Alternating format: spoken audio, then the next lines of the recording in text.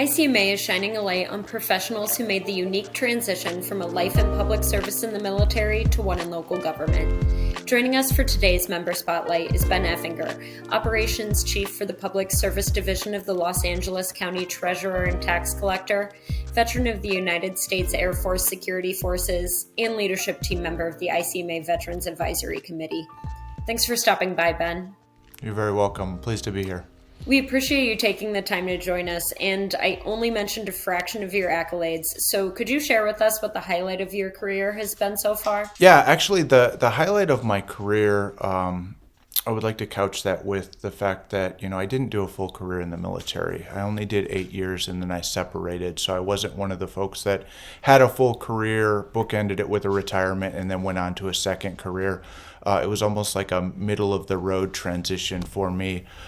So I would say that the highlight was really being accepted into Los Angeles County into the Management Fellow Program, which was essentially my foot in the door to local government. Up to that point, I had had my 8 years in the military. I had done a couple of years working in higher education, law enforcement, but those were kind of building blocks to get me to my ultimate goal of working in public service, at the local government level. While I was working in higher education, law enforcement after the military, I finished my MPA, and that's what opened up the door for me to get into the LA County Management Fellow Program. Can you describe a challenge you faced when making the transition from the military to local government and how you were able to overcome it? Yeah, so as I alluded to earlier, my path wasn't from point A to point B, coming straight out of the military and into a career in local government. I knew that I wanted to continue to be of service, but I didn't exactly know what capacity that was going to look like when I separated from the military. And that's kind of how I ended up in that space of higher education law enforcement, because it gave me the ability to continue to focus on my studies, do my MPA, really be in that educational support setting, but also rely on the skills and experience that I had from being in the military as a military police officer to still kind of do that familiar level of work. But also learn, that administrative role as well. So the biggest thing for me was being okay with the fact that it wasn't a straight transition out of the military right into, local government or a leadership or management position in local government, knowing that it was going to take a step or two to get me to where I wanted to get to. And those steps actually afforded me the opportunity to gain some experience in budgeting, working with unionized labor forces and different things that I hadn't experienced in the military that actually helped me round out my resume. So when I was able to compete for a permanent government position, I kind of almost filled some of those gaps that I didn't have because I separated from the military after 8 years. To wrap it up in a little bow, what would you say to other veterans who are getting ready to exit the military and embark on a new career? I think there's 3 points that are probably most important when you start to think about your transition. Your timeline matters. Plan well in advance. If you're looking at your transition plan, 4 months, 6 months out from when you're going to get out of the military, you're already behind the game. So I think it's important to start planning, 2 years, 18 months, somewhere in that window at a minimum, to know what your next steps are when you get out of the military. And that provides you the opportunity to explore skills bridge options, see what's out there.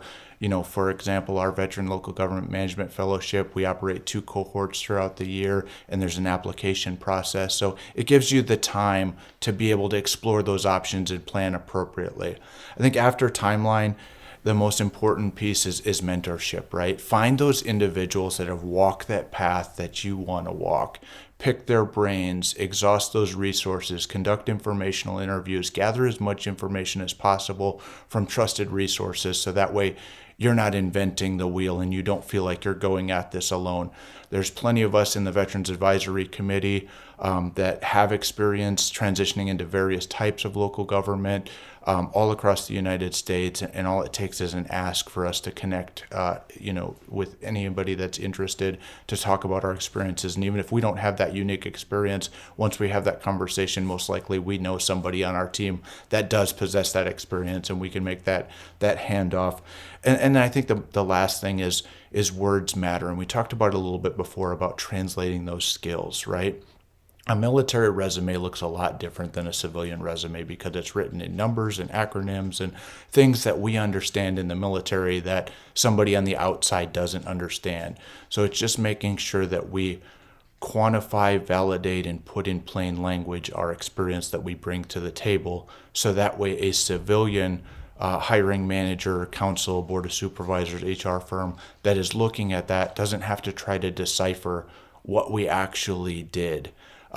They're able to see quantifiable results that is written in language that they can understand to evaluate us as a candidate. So that way we just don't automatically get to they don't fit the box, pile, and they move on with other candidates just because they understand the experience.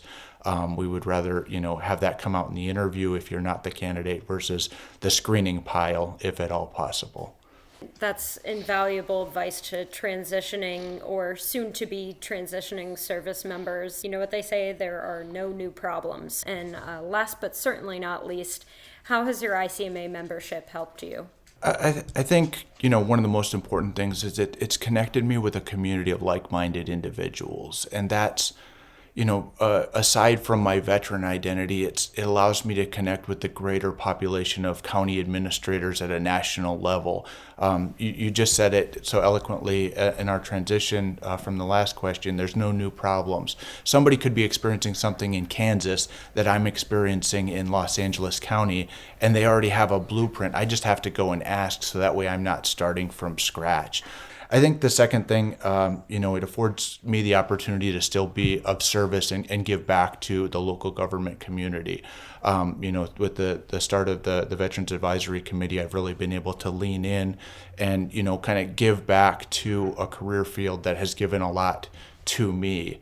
And I think that ICMA does a great job with a lot of the committees and work that they do to connect these local government agencies, nationally and internationally, just to raise awareness, but to build a sense of community within there that allows you to be of service to that community and give back. To hear more from Ben on this topic, we encourage you to view his articles in ICMA's PM magazine, as well as the PA Times, and to connect with Ben and other public service professionals with a military background. Feel free to check out ICMA's Veterans LinkedIn page.